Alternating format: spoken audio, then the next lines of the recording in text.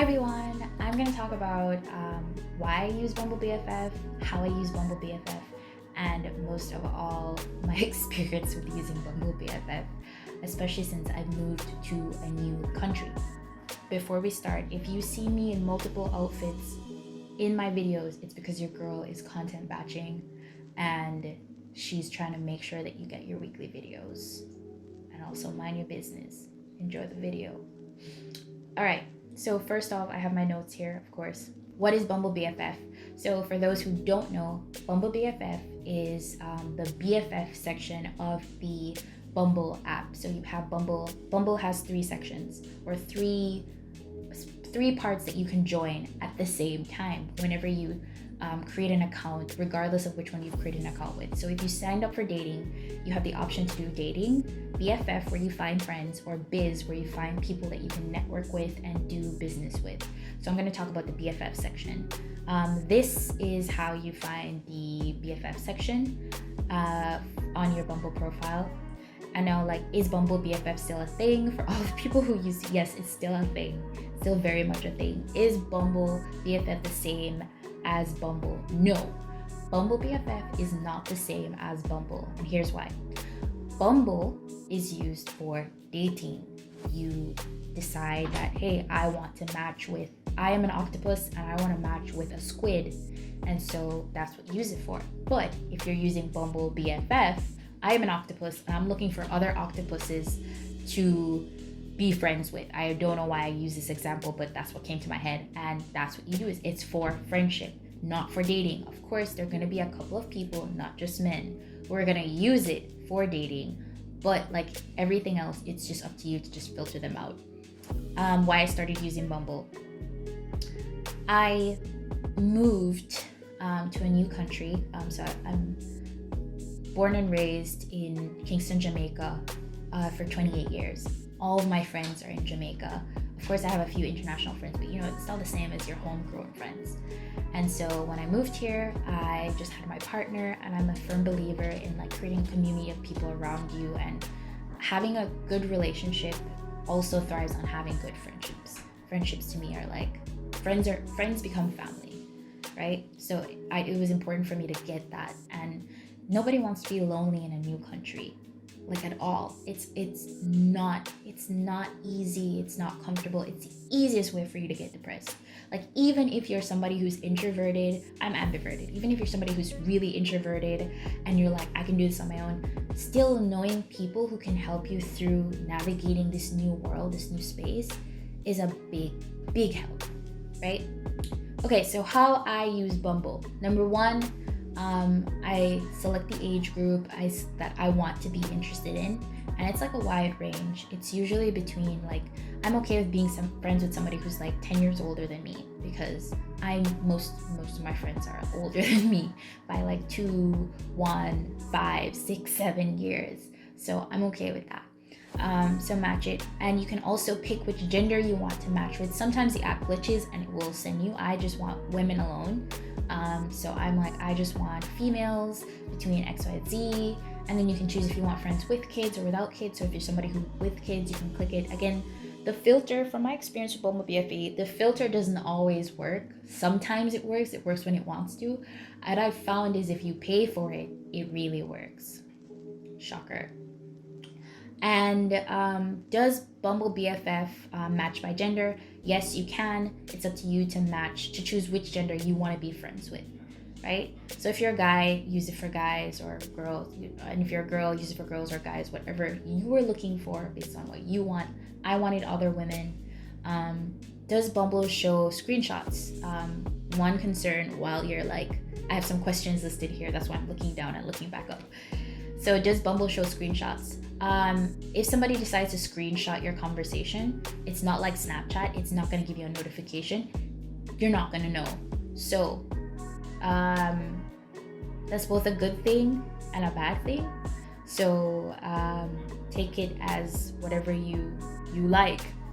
What's the difference between likes and matches? So on Bumble BFF, you can like someone's paid.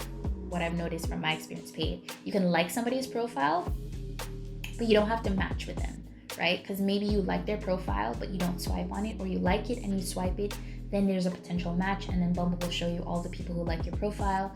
And then regardless to pay or to use Bumble for free, it's really up to you.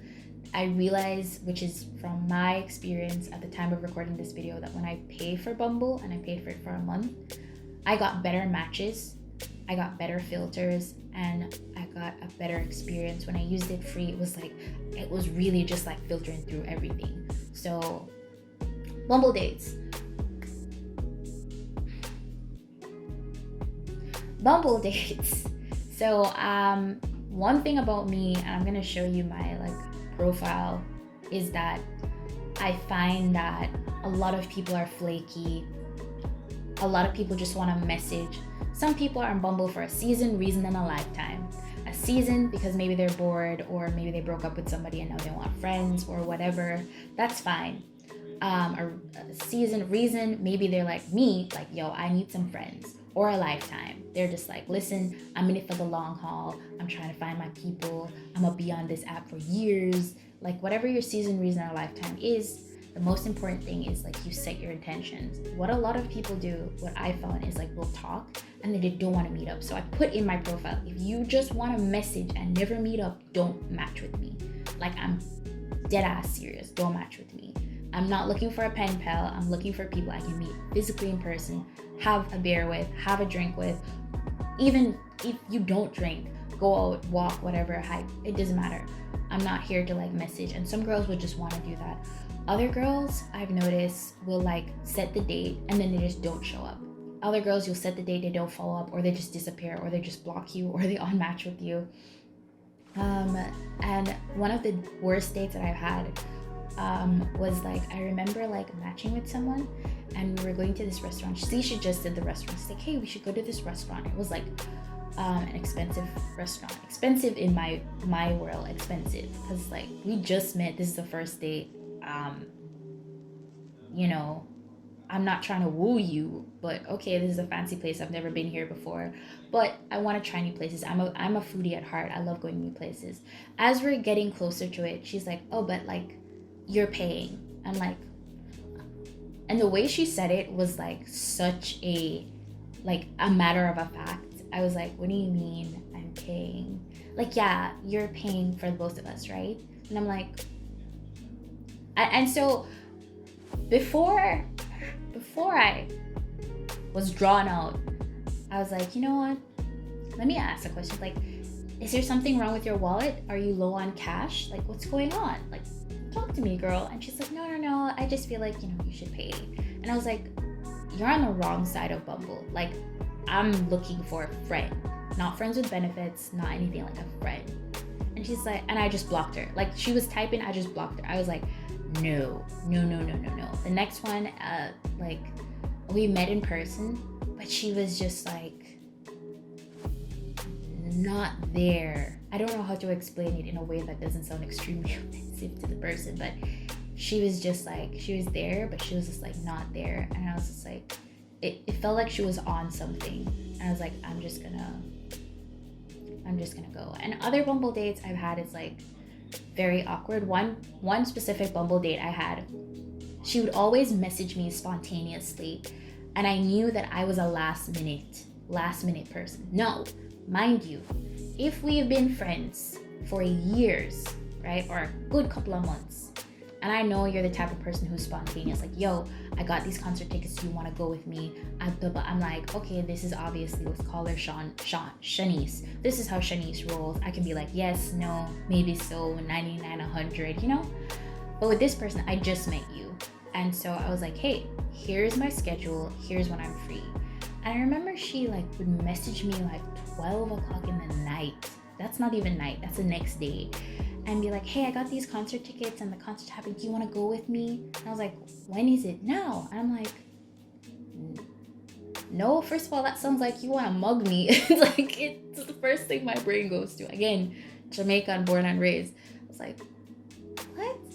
And then I was like, she didn't message me throughout the day. She hadn't messaged me for 2 weeks, and then she messaged me. Or she would be like, hey, I'm in your area right now. Do you want to hang out? And I was like, hey, she did this was probably the third time.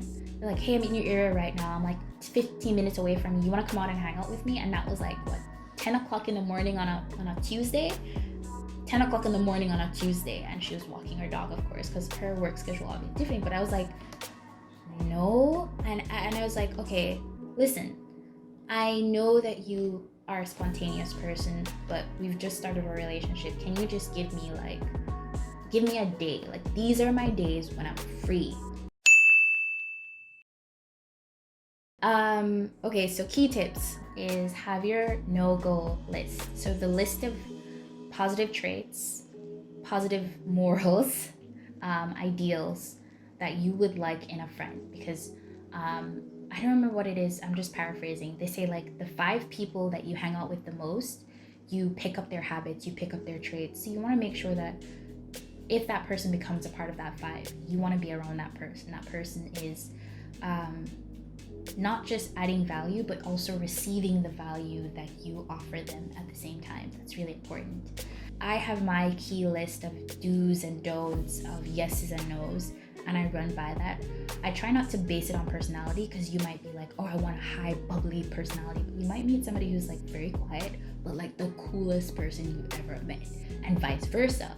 So just be open in terms of personality. Different people come in different packages, and sometimes the package is just, it's about what you need and sometimes not about what you want. But like for me, it's like respect boundaries, be honest about how you feel. Tell me ahead of time if you're gonna be late. I have friends who are always late. That's not an issue for me. For me, it's like when you don't tell me you're late. Like, that's one of my things. And also communicate and ask people. And I do this, I did this when I was dating. I ask people when I go on Bumble Dates, what's your expectations of friends? Do you expect us to hang out like every week? Do you expect us to talk every day? Or is this like a once a month thing? And I have friends who fit those different categories, and I ask because I don't want us to separate, and then I or you don't do something that, you know, doesn't match with it, and then we end up not being friends because of a miscommunication. So communicate is always the best thing. Guys, communicate from your end and from the other person's end. And in the beginning of a relationship, don't be afraid to be the bigger person or to say things to clear the air. It becomes a problem when you have to be the bigger person all the time. But when you're starting a relationship, sometimes you have to be the one to put the first step forward. Next is be real in your bio, like for real. Again, this is my bio. This is what I use. I don't play. I'm like, this is what I'm looking for. This is what I want. If this is not you, don't even. But it's not that intense though. Next, meet in person. Have a video call. People are out here catfishing. People are out here looking for pen pals. Know the person that you're gonna meet up with. Tell people where you're gonna meet up.